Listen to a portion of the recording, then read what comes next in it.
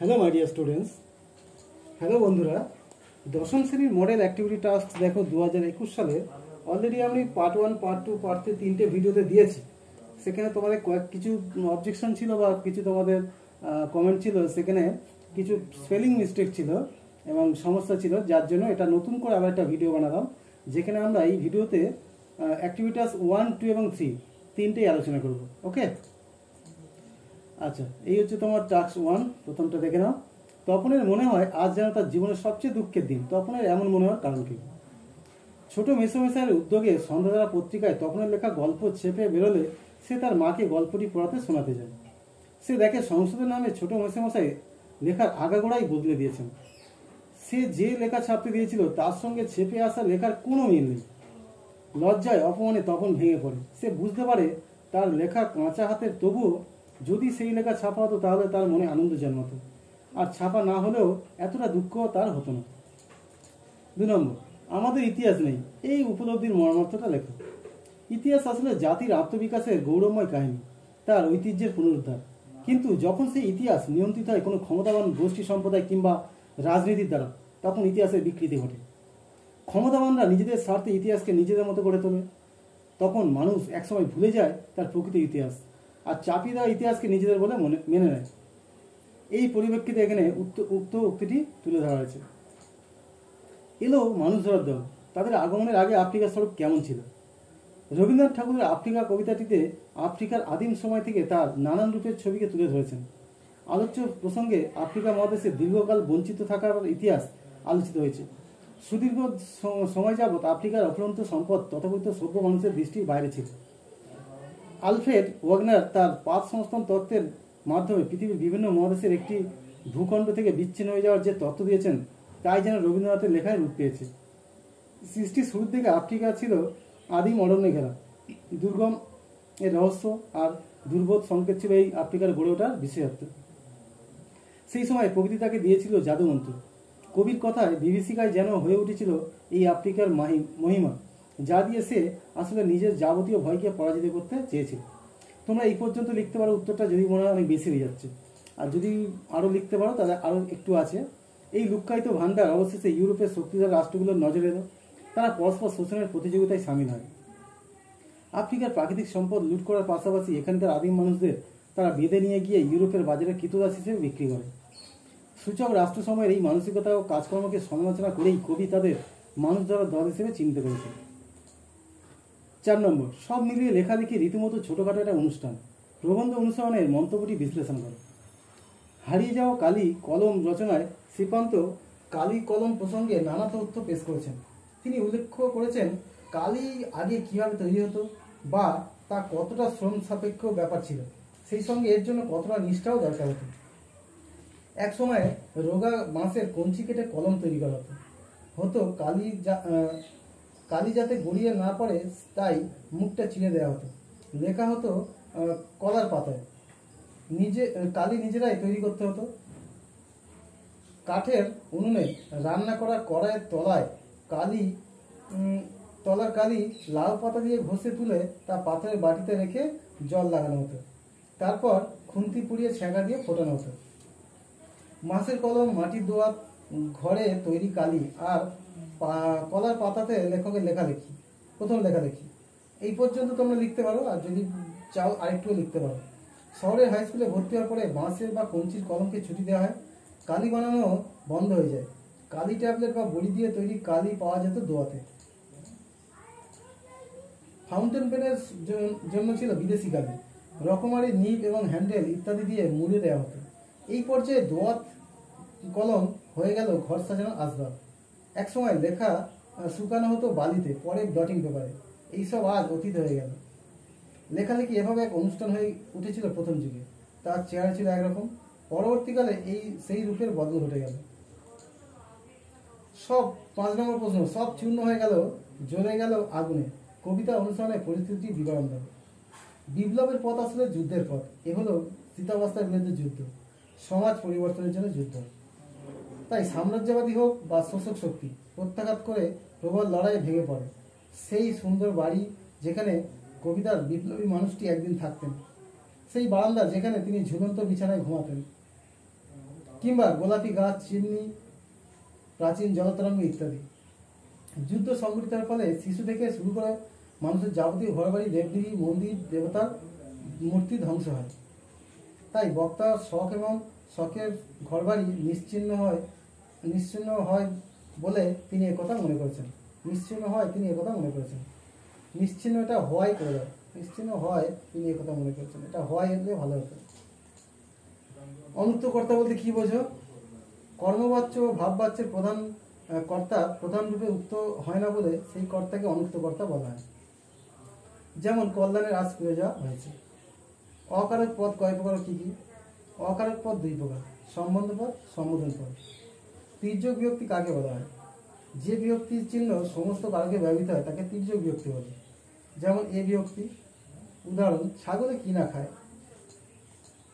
এবার আমরা model activity প্রশ্ন 2 নিয়ে আলোচনা করছি, দশম শ্রেণী। ওকে, 2021 সাল। এই হচ্ছে তোমার প্রশ্নটা। এখন আমরা আলোচনা করছি। প্রথমে সঠিক উত্তর বেছে নিয়ে দেখো। তখন গভীরভাবে সংকল্প করে আর কখনো লেখা ছাপানোর জন্য নিজে কোথাও যাবে না। মেসোকে নয়, মাসিকেই লেখা জমা দেবে। ডাকে লেখা পাঠাবে, তখন নিজে গিয়ে লেখা জমা দেবে। উত্তরটা হলো তখন নিজে গিয়ে লেখা জমা দেবে। ডুবে ছিল ধ্যানে। কতদিনের ধ্যান? 1 যুগ, 100 বছর, 1000 বছর, যুগের পর যুগ ধরে। এটা হচ্ছে 1000 বছর। আদিতে ফাউন্টেন পেনের নাম ছিল ঝর্ণা কলম, রিজার্ভার পেন, কুইল, স্টাইলাস। এটা হচ্ছে রিজার্ভার পেন। যে কর্তা অন্যকে দিয়ে কাজ করায় সে হলো প্রযোজ্য কর্তা, প্রযোজক কর্তা, উজ্জ্ব কর্তা, অনুক্ত কর্তা। এটা হচ্ছে প্রযোজক কর্তা। এবার কম বেশি 20টি শব্দ লেখো। কে কার বুকের থেকে আফ্রিকাকে ছিনিয়ে নিয়েছিল? আলোচ্য অংশটি বিশ্বকবি রবীন্দ্রনাথ ঠাকুরের আফ্রিকা কবিতা থেকে নেওয়া হয়েছে। এখানে কবি বলতে চেয়েছেন যে সংক্ষুব্ধ রুদ্র সমুদ্রের তাণ্ডব প্রাচী ধরিত্রীর বুকের থেকে আফ্রিকা মহাদেশকে ছিনিয়ে নিয়ে গিয়ে বিচ্ছিন্ন করেছিল। ক্যালিগ্রাফিস্ট কাদের বলা হয়? ক্যালিগ্রাফিস্ট কথার অর্থ লিপি কুশলী। যারা লিপি অর্থাৎ লেখাতে অত্যন্ত দক্ষ ছিলেন তাদের বলা হয় ক্যালিগ্রাফিস্ট। লেখার নকশা ও তার সম্পাদন সংক্রান্ত কৌশল যারা বিশেষভাবে রপ্ত করে থাকেন তাদেরকেই আমরা চারু, লিপিকর বা ক্যালিগ্রাফিস্ট বলা হয়। বাস্তবিক যাদের হাতের লেখা খুবই সুন্দর, সমস্ত অক্ষর সমান, তারাই ক্যালিগ্রাফিস্ট। ওস্তাদ কলমবাজদের ক্যালিগ্রাফিস্ট বলা হতো বা লিপিকুশলী বলা হয়। মুঘল দরবারে ক্যালিগ্রাফিস্টরা বহু সম্মান পেতেন, এমনকি বিশ্বেও তারা সম্মানিত হতেন। বিকেলের চায়ের টেবিলে ওঠা কথাটা কোন কথা? সাহিত্যপ্রেমী তপন ছোট মাসির বিয়ে উপলক্ষে মামা বাড়িতে এসে নতুন লেখক মেসোকে দেখে গল্প লেখার অনুপ্রেরণা পায়।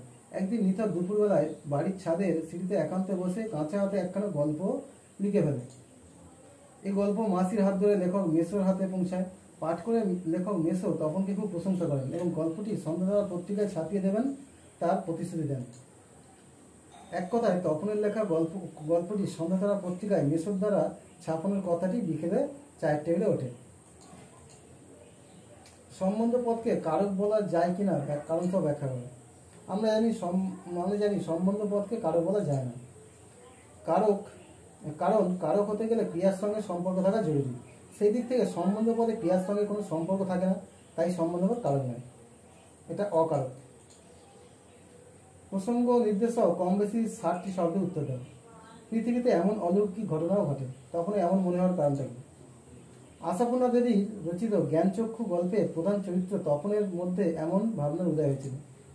তপনের লেখা গল্প ছাপা হয়ে প্রকাশিত হবে, এটা ছিল তপনের কল্পনার অতীত। ফলে মেসোর হাতে সন্ধ্যা পত্রিকা দেখে তপনের বুকের রক্ত ছলকে ওঠে। তবে কি সত্যিই তার গল্প ছাপা হচ্ছে এবং সে লেখা হাজার হাজার ছেলের হাতে হাতে ঘুরবে? তপনের কাছে এটা একটা অলৌকিক ঘটনা বলে মনে হয়। এরপরে দেখো 3-2, আমরা ভিখারি 12 মাস, এই উপলব্ধির মর্মার্থ লেখো। উক্ত অংশটি কবির শঙ্কর রচিত আয় আরো বেঁধে বেঁধে থাকি কবিতা থেকে গৃহীত হয়েছে। দীর্ঘকালীন শোষণ নিপীড়ন বন্যার ফলে সাধারণ মানুষ আশ্রম এবং জীবিকা হারিয়ে চির ভিখারিতে পরিণত হয়েছে। এর মধ্যে সাম্রাজ্যবাদী লোভী কিছু মানুষ হিংসার উৎসবে মেতে ওঠে যুদ্ধের উন্মাদনায়। ফলে জনসাধারণের জীবিকা বিপর্যস্ত হয়ে ওঠে। তাদের নেই কোনো ইতিহাস, আছে শুধু বঞ্চনার ইতিহাস। তাই তারা নিজেদের ভিখারি বলে মনে করছে। কম বেশি 150 শব্দ লেখো। আমরা কালিও তৈরি করতাম নিজেরাই। প্রবন্ধ অনুসারে কালি তৈরির পর্বের বর্ণনাটি নিজের ভাষায় লেখো। হারিয়ে যাওয়া কালি কলমের লেখক শ্রীকান্ত বাংলার প্রত্যন্ত গ্রামে জন্মগ্রহণ করেছিলেন। ফলে তিনি শৈশব থেকে লেখার কালি বাড়িতেই তৈরি করতেন দিদিদের সহযোগিতায়। গ্রামের প্রবীণরা ভালো কালি তৈরি করার কৌশল সম্পর্কে তাদের অভিজ্ঞতা ব্যক্ত করেছেন এইভাবে: তিল ত্রিফলা শিমুল ছালা, ছাক দুগ্ধে কড়ি মেলা, লোগো পাচ্ছে লোহাই ঘষি, ছিঁড়ে পাত্র না ছাড়ে মসি। এবার দেখো, কিন্তু গ্রামীণ বাল্য জীবনে কালি তৈরির উপকরণ সংগ্রহ করা কঠিন ছিল। সে কারণে লেখক কালি সংগ্রহ করতেন কাঠের উনুনে চাপানো কড়াইয়ের তলা থেকে, কারণ বাড়িতে ওই রকম উনুনেই রান্না হতো। তারপর সেই জমা কালি লাউ পাতা দিয়ে ঘষে একটি পাথরের বাটিতে রেখে তার জলে নিয়ে নিতেন। তার মধ্যে যারা ওস্তাদ তারা ওই কালি জলে হরিতকি ঘষতেন। কখনো বা তার মাকে দিয়ে আতপ চাল ভিজিয়ে বেটে তাতে মিশাতো। ভালোভাবে মেশানোর পর একটা খুন্তির গোড়ার দিকটা লাল টকটকে করে পুড়িয়ে সেই জলে ছেঁকা দিতেন। অল্প জল থাকায় সেটি টকবক করে ফুটতে থাকে। তারপর ন্যাকড়ার থেকে দোয়াতে ঢালা হতো সেই কালি। অর্থাৎ লেখকের কালি তৈরির ব্যাপারটা একটা চমকপ্রদ একটা বিশাল আয়োজন ছিল। এবার আমরা মডেল অ্যাক্টিভিটি টাস্ক 10ম শ্রেণীর টাস্ক 3 নিয়ে আলোচনা করবো 2021 সালে। ঠিক আছে, দেখো এর আগে 3টে ভিডিও আমি দিয়েছি, কিন্তু এই ভিডিওতে আমি পুরো গুছিয়ে কমপ্লিট করে দিচ্ছি এবং যেগুলো স্পেলিং মিস্টেক সেটা কারেকশন করে দিচ্ছি। ওকে, এই হচ্ছে দেখো 5টা প্রশ্ন আছে, সেই 5টা প্রশ্ন একটু বড় বড় প্রশ্ন, উত্তরটা একটু বড় হবে। তাতে আমার ঢং নষ্ট হয়ে যায়।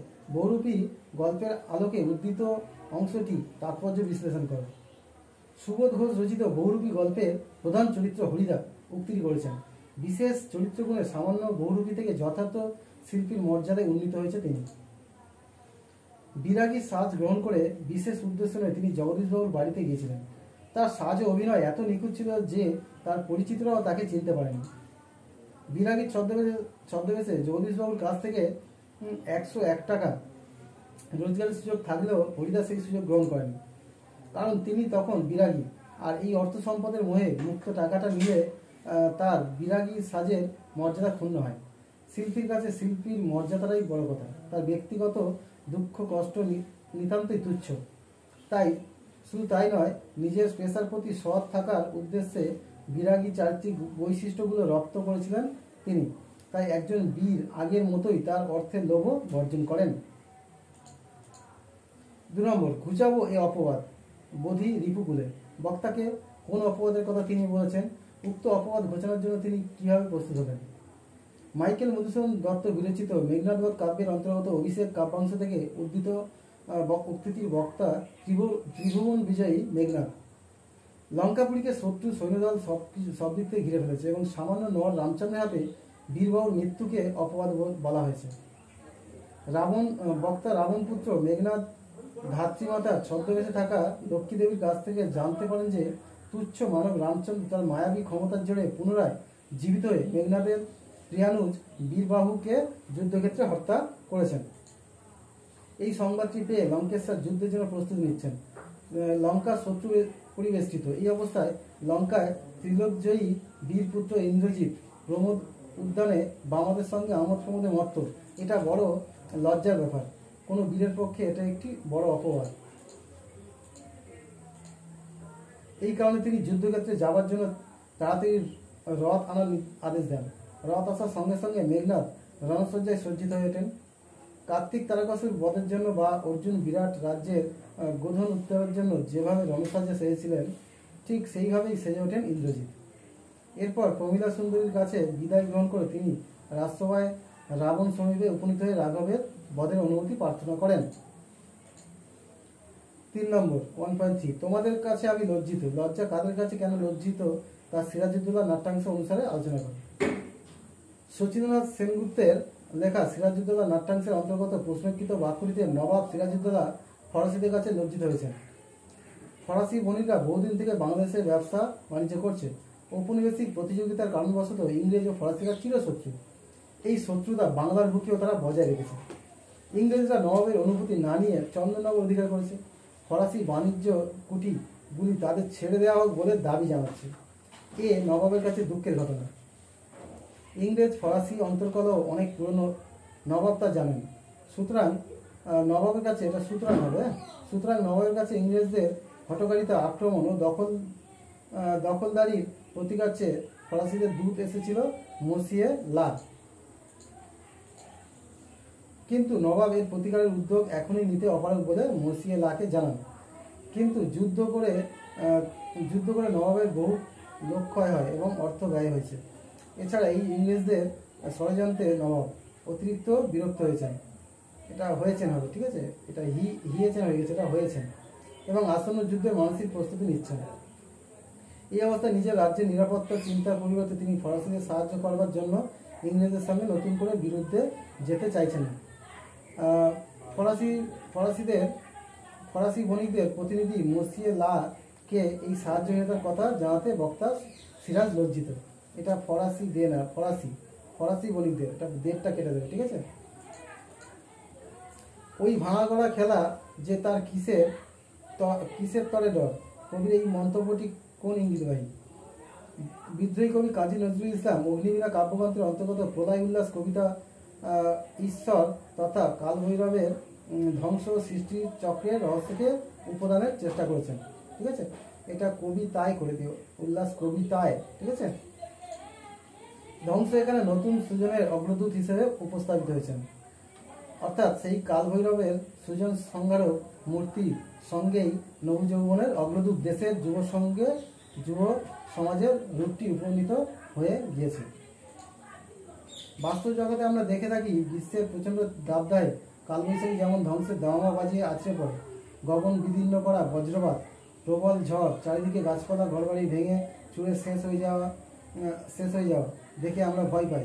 প্রাণনাশের আশঙ্কা মানুষকে বিচলিত দিতে পারে। কিন্তু যখন ঝড় শেষে মাটির বুকে সজল মেঘের ধারা ঝরে পড়ে, তখন সেই বাড়িধারায় সঞ্চিত হয়ে পৃথিবীর নতুন প্রাণের আনন্দে উল্লসিত হয়ে ওঠে। এই বাস্তবে পৃথিবীতেও ধ্বংসলীলা বয়ে আনে মহাকাল, অর্থাৎ যুব সমাজ। শিবের নটরাজ নৃত্যের মধ্যে কিংবা যুব সমাজের ধ্বংসাত্মক কার্যকলাপের নেপথ্যে লুকিয়ে থাকে সত্য সুন্দর প্রতিষ্ঠার আকাঙ্ক্ষা। তাই কবি নজরুল ইসলাম এই প্রলয়ঙ্কের ভাঙন দেখে ভয় পেতে নিষেধ করেছেন, কারণ পুরনো অসুন্দর প্রবীণ ধ্বংস না হলে চিরসুন্দর নবীন প্রাণের প্রতিষ্ঠা সম্ভব নয়। সৃষ্টি স্মৃতি প্রলয়ের ধারক মহাকাল। তাই তিনি যে ধ্বংসের খেলা দেখেছেন তা দেখে ভয় না পেয়ে সাহস ভরে সকলকে সামনের দিকে এগিয়ে চলতে হবে। ওকে, একটু বড় হয়ে গেল এটা। 5 নম্বর দেখো, বাবুটির স্বাস্থ্য কিন্তু শখ 16 আনায় বজায় আছে। বাবুটিকে তার স্বাস্থ্য 16 আনার সাথে পরিচয় দেয়। বাবুটি বলতে এখানে কথা সাহিত্যিক শরৎচন্দ্র চট্টোপাধ্যায় রচিত পথের দাবি রচনা অংশে গিরিশ মহাপাত্রের কথা বলা হয়েছে। গিরিশকে দেখলে মনে হয় কি একটা দুরারোগ্য রোগ যেন তাকে প্রবলভাবে গ্রাস করতে চায়। তবে তার সাজ পোশাকের শৌখিনতা বিশেষভাবে চোখে পড়ার মতো। তার মাথার সামনের দিকে বড় বড় চুল, কিন্তু ঘাড় কানের দিকে একেবারেই নেই বলে চলে। মাথায় চেরা স্মৃতি, কঠিন ও রুম চুলে লেবুর তেল ঢেলেছেন পর্যাপ্ত পরিমাণে, ও তার নিরাদন গন্ধে ঘর ভরে উঠেছে। তার গায়ে জাপানি সিল্কের রামধনু রঙের চুড়িদার পাঞ্জাবি, জাপানির বুক পকেট বাঘ আঁকা রুমালের কিছু অংশ দেখা যাচ্ছে। পরনে বিলাতি মিলের কালো মখমলে পাড়ের সক্ষম ধুতি, পায়ে সবুজ রঙের ফুল মোজা, হাঁটুর উপরে লাল ফিতা দিয়ে বাঁধা, বার্নিশ করা পামসু ও মজবুত ও টেকসই করার জন্য আগাগোড়া লোহার নাল দিয়ে বাঁধানো, হাতে একগাছি হরিণের সিংয়ের হাতল দেওয়া বেতের ছড়ি। দিন কয়েকের জাহাজের ধকলে সব কিছু নোংরা হয়ে গেছে। এই হচ্ছে তারপর 3টে টাস্ক হয়ে গেল। আশা করছি তোমাদের আর কোনো সমস্যা নেই, সব স্পেলিং মিস্টেক মোটামুটি ঠিক করে দিয়েছি। ভিডিওটা তোমরা কমপ্লিট দেখতে থাকলে তাহলে তোমাদের সমস্যা হবে না, ঠিক আছে। যদি থ্যাংক ইউ ফর ওয়াচিং। যদি ভিডিওটা ভালো লাগে লাইক করো, বন্ধুদের সঙ্গে শেয়ার করো, চ্যানেলটিকে সাবস্ক্রাইব করে বেল আইকনে ক্লিক করে রেখো। ওকে, তাহলে আজকের মতো এখানে রাখছি। তোমরা বাড়িতে থেকো, সুস্থ থেকো এবং অ্যাক্টিভিটি টাস্কগুলো রেডি করে রেখে দাও। স্কুল খুললে এগুলো জমা করবে। ওকে, বাই।